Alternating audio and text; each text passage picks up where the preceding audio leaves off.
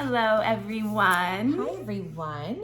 We are here for this amazing little book, The Ballad of Never After by Stephanie Garber.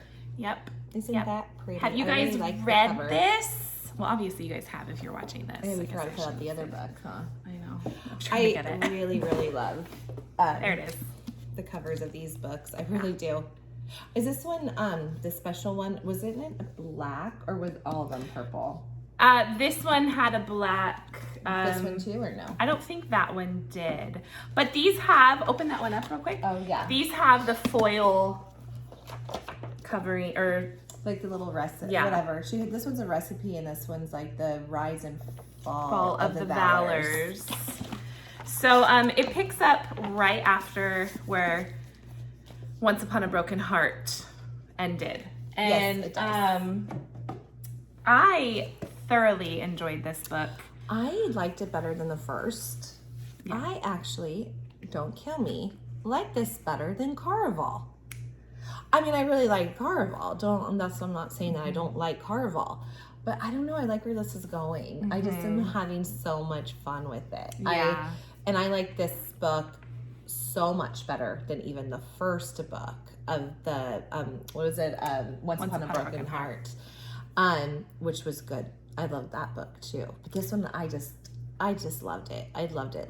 Yeah, it was such a fun read. And I think Stephanie Garber really she's so good at this fantasy world and really it's just pulling such a you magical in. world. Yes. Like we've read other books with magic, but this is just like a fairy tale magical world, which is kind of what Evangeline Fox, she's all about the fairy tale. I guess. And she's really good at writing emotional, romantic scenes. I found myself going, oh, that was really sweet, or oh, I loved it. I love Jax. He's one of my favorite characters. At first, I've always liked Jax. I like, especially he's funny and I like his wit.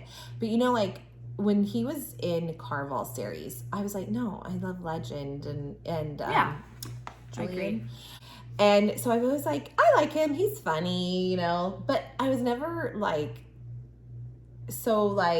a book boyfriend, You weren't enthralled with him yet. Yeah, I thought I liked him. I thought he was funny, but I was like, okay. His scene in Caraval, now this is a spoiler, sorry, but I think it was in finale when Donatella stabbed him. I remember reading that scene and I was like, oh, poor Jax. Even though I wanted her with Legend, I was like, Jax. And I remember her saying like, oh yeah, it was sad.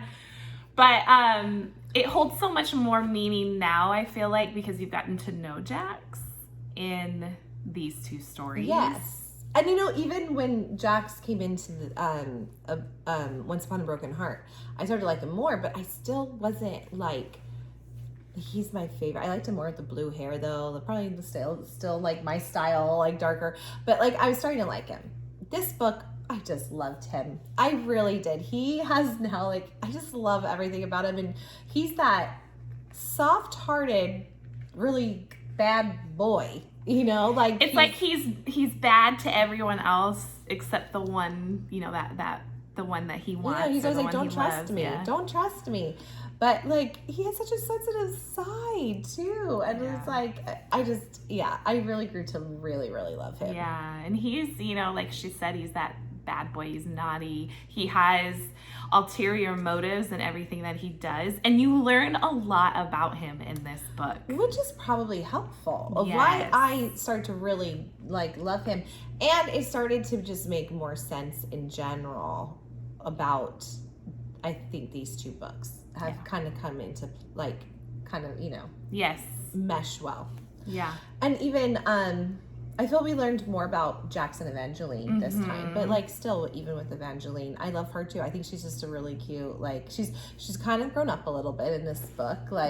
She's still an innocent, sort of naive person, but she's starting to be not anymore. Yeah. And from the first book to this book. Well, and when you first open it, like I said, it starts off right where Once Upon a Broken Heart ends, and I'm not going to spoil what she writes a letter to herself. I'm not going to spoil what the letter said, but it really, you know, it really resonates throughout the whole book for Evangeline. What was really funny is before we got this book, or I just picked it up, I don't remember, and we got it on like the day it came out, and Sarah gets a letter. Oh yeah.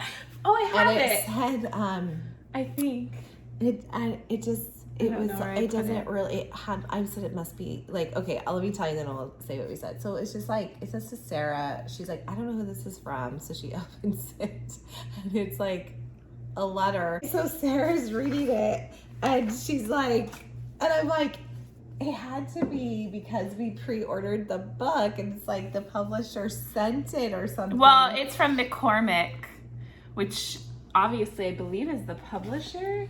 No, it's not, but it must be like part of it. I don't know. So anyways, the letter we got, Sarah and I we read it. We're like, I know, it was a little, yeah. It was weird, but I was like, it has to be because it's like part of the book. It said Evangeline in it, Jax, and like, yeah. I'm like, they probably, because we pre-ordered it, got our address. I pre-ordered it through Barnes & Noble, so I guess if Barnes & Noble did it. And anyway, so once we got the book, it's exactly, the beginning is exactly what the letters said. Yeah. So it was it was pretty funny because I was like, well, I didn't put my name, like, I didn't, you know, like Stephanie Garber has giveaways. I was like, I didn't do that. Like, I don't, you know, I didn't sign up for anything. So the only thing we can come to is when I pre-ordered the book from Barnes & Noble. And we have our information because we have the teacher discount through them. So that, I don't know if they just had our info and I didn't get one. She did, but you pre-ordered. I was under both me, of yeah. us. But anyway, so it was kind of funny. But anyways, going on with the story now. Sorry, our little ramble. Side note about it. But yeah, I just really loved this book. I gave it a 5. Yes. I thought it was well worth it. Now, Stephanie Garber said she wasn't going to tell anyone if it would open up for a third book. And I don't know if we should say if it does or doesn't, or just I don't know if people want to know. Yeah, I think we should. Okay. It totally leaves it does. open. Yeah.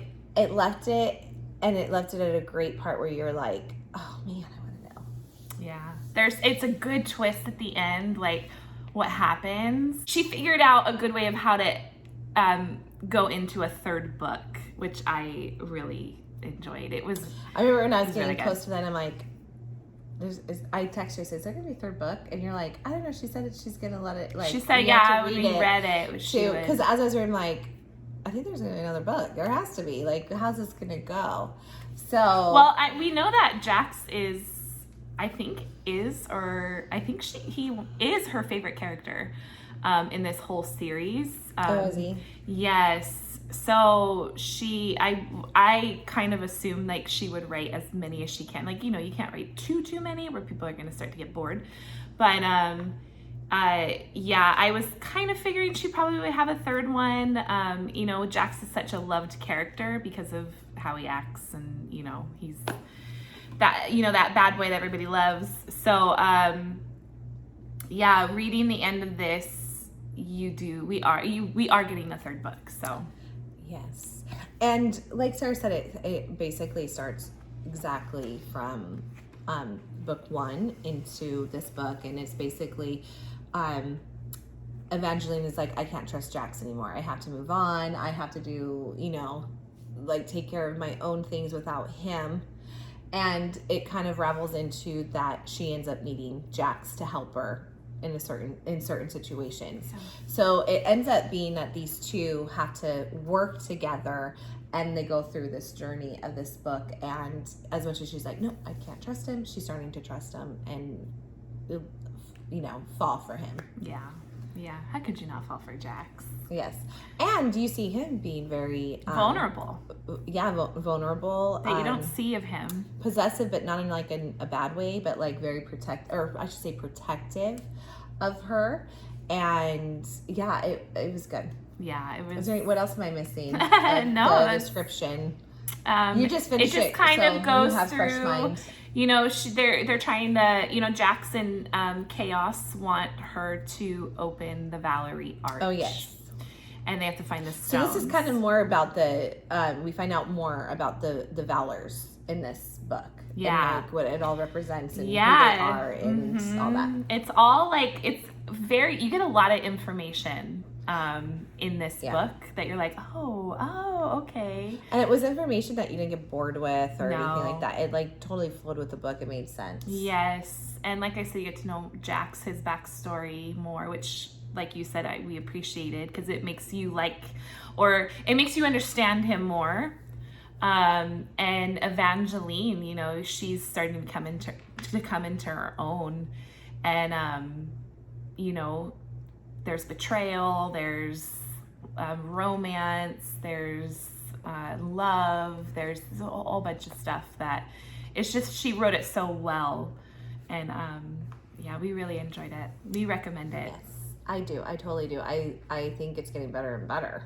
To be honest, so far. So good job, Stephanie Garber. We totally recommend this book. Go if you haven't read even the Carvel series. Like, I mean, read. I think she's done a great job with it. I feel like you. I mean, you don't have to read Carvel. No, you don't have to. But he is in it. He does make an appearance in Carvel, so you know. And it does reference what happened in Carvel in these series, but she writes it that you don't need to read it. So yeah, I totally recommend. I loved it. 5 stars. So good. Anything else? Is that it? That's it. Anyways, we would love for you to subscribe and like our video, and we will see you next time. Bye. Bye.